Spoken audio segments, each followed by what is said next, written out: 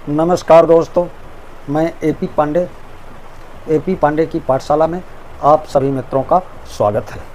दोस्तों, आज हम बताएंगे भस्त्रिका प्राणायाम के विषय में। भस्त्रिका प्राणायाम से हमें क्या लाभ हैं, भस्त्रिका प्राणायाम हमें किस तरह करना चाहिए और भस्त्रिका प्राणायाम में हमें क्या सावधानी रखनी चाहिए, क्या त्रुटियां नहीं करनी चाहिए, आज हम बताएंगे। दोस्तों, योग का एक महत्वपूर्ण घटक प्राणायाम की प्राचीन प्रथा शारीरिक और मानसिक स्वास्थ्य को बढ़ाने के उद्देश्य से कई श्वास तकनीक प्रदान करता है। इन तकनीकों में भस्त्रिका प्राणायाम अपनी गतिशील प्रकृति और श्वास प्रणाली पर गहरा प्रभाव डालते हैं। कारण सबसे अलग है। इसे आमतौर पर बेजोड़ ब्रीथ के रूप में जाना जाता है। दोस्तों, इसमें बलपूर्वक सांस लेना और छोड़ना शामिल है। दोस्तों, जो बेजोड़ की क्रिया की नकल करता है, फेफड़ों को तेजी से ताजी हवा से भरता है और विषाक्त पदार्थ को बाहर निकालता है।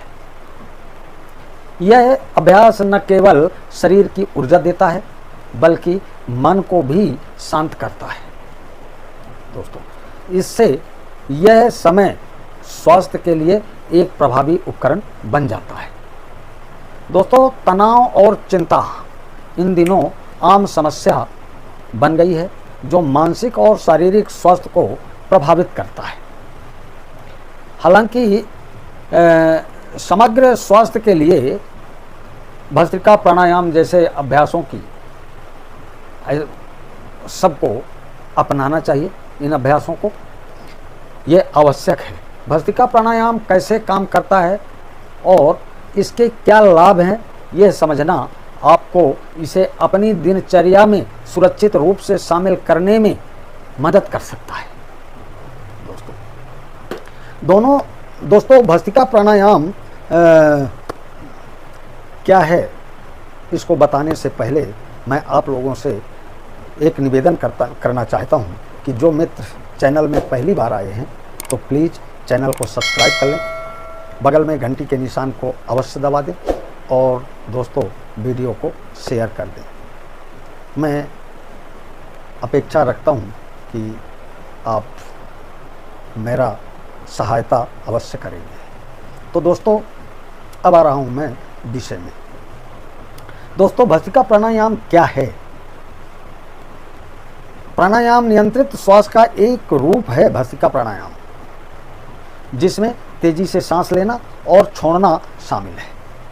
भस्त्रिका नाम संस्कृत शब्द धौकनी से लिया गया है, जो लोहार की धौकनी की गति से के समान जोरदार लयबद्ध श्वास पैटर्न को दर्शाता है। यह अभ्यास श्वसन प्रणाली को लाभ पहुंचाता है।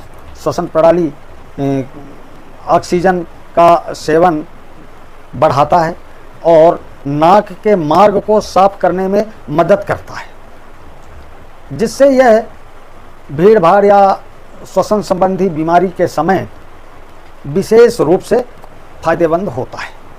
दोस्तों, जब भस्त्रिका प्राणायाम करते हैं, पहले तो मैं बता दूं कि भस्त्रिका प्राणायाम कैसे करें, इसके कितने चरण होते हैं। दोस्तों, भस्त्रिका प्राणायाम के 5 चरण होते हैं। जैसे तैयारी, हमें भस्त्रिका प्राणायाम करने की क्या तैयारी करना है। किसी शांत स्थान पर आराम से बैठें, हो सके तो पैर को क्रॉस करके बैठें, क्रॉस करके इस तरह क्रॉस करके बैठ गए और दोस्तों अपनी पीठ सीधी रखें। जैसे कमर, ये रीढ़ की हड्डी सीधी रखें, बिल्कुल आराम से बैठें और तनाव मुक्त, बिल्कुल खुश हो करके, तनाव नहीं होना चाहिए, और आंखें बंद रखें, आंख बिल्कुल बंद रखें। अपने हाथों को घुटनों के ऊपर रखें, इस तरह से उंगलियां ऊपर की ओर हों, जैसे ऐसा। अपने हाथों को बिल्कुल थोड़ा सा पीछे की तरफ कर लें ताकि हमारा सीना बाहर रहे, है ना दोस्तों। सांस लेना, अब ये दूसरा है, हमें सांस कैसे लेना है। तो दोस्तों हमें सांस लेना है, बैठने की मुद्रा आप देख लें, बिल्कुल सीधा, और हमें सांस लेना है इस तरह से। पहले जब बैठें आंखें बंद रखें, बिल्कुल खुश रहें और पूरी तरह से हम सांस भरेंगे।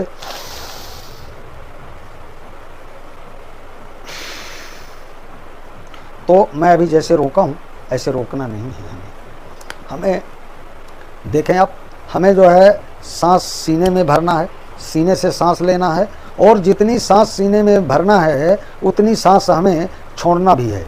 देखें,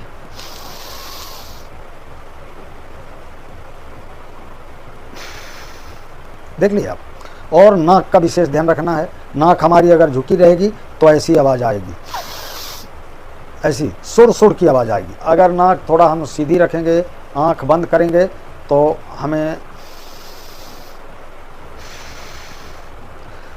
इस तरह से सांस लेना है। यदि आप शुरू करते हैं भस्त्रिका प्राणायाम तो बैठने की स्थिति देख लें। अगर आप इस आसन में नहीं बैठ सकते हैं, पद्मासन में नहीं बैठ सकते हैं, तो आपको एक ये वज्रासन में भी बैठ सकते हैं। इस तरह से वज्रासन में भी बैठ सकते हैं, और वज्रासन में भी इसमें ध्यान रखना है, हमको कंधे नहीं हिलाना है, हमें फेफड़े में अपने सीने में सांस को भरना है और पद्मासन में बैठना है या वज्रासन में बैठना है। पद्मासन में नहीं बैठ सकते हैं तो वज्रासन में भी बैठ सकते हैं। यदि दोनों में नहीं बैठ सकते हैं तो आप कुर्सी में, बिस्तर में बैठ जाएं। सुखासन में, सुखासन ये है, सुखासन में भी बैठ सकते हैं, लेकिन पद्मासन अच्छा माना गया है। अब पद्मासन में अगर बैठ सकते हैं तो बहुत अच्छी बात है। अब आइए सांस की तरफ, हमें सांस कैसे लेना है। हमें जब हम भस्त्रिका प्राणायाम शुरू करते हैं तो पहले धीमी गति से शुरू करना है, फिर मध्यम गति से, फिर जो है तेज। तो पहले धीमी गति से जब हम शुरू करते हैं तो कैसे करेंगे ज़रा ध्यान दें।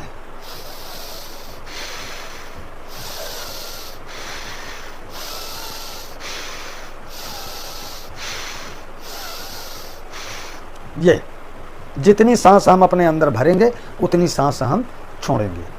फिर मध्यम गति से ऐसा रहेगा,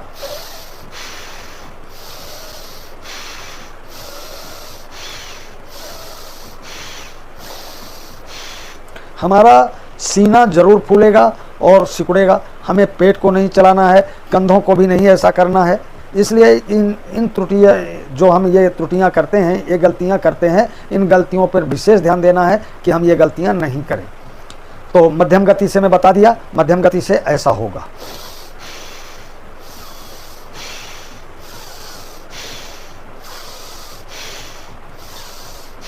आंखें बंद कर लें, मन बिल्कुल प्रसन्न चित्त रखें और बिल्कुल खुश चेहरा रहे, चिंता तनाव बिल्कुल दूर कर दें। और जब आप मध्यम गति से भी करने लग जाएं, आपको कोई चक्कर नहीं आए, सर नहीं घूमे, तब आप इस तरह से करने लगेंगे।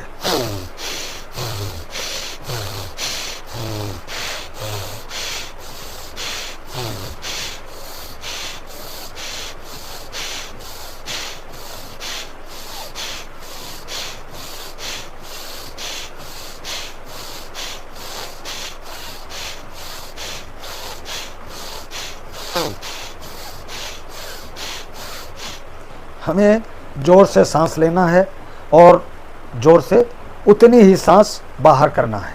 तो आप कभी भी ऐसा नहीं करें कि हाई स्पीड में चालू कर दें, पहले आराम से करें।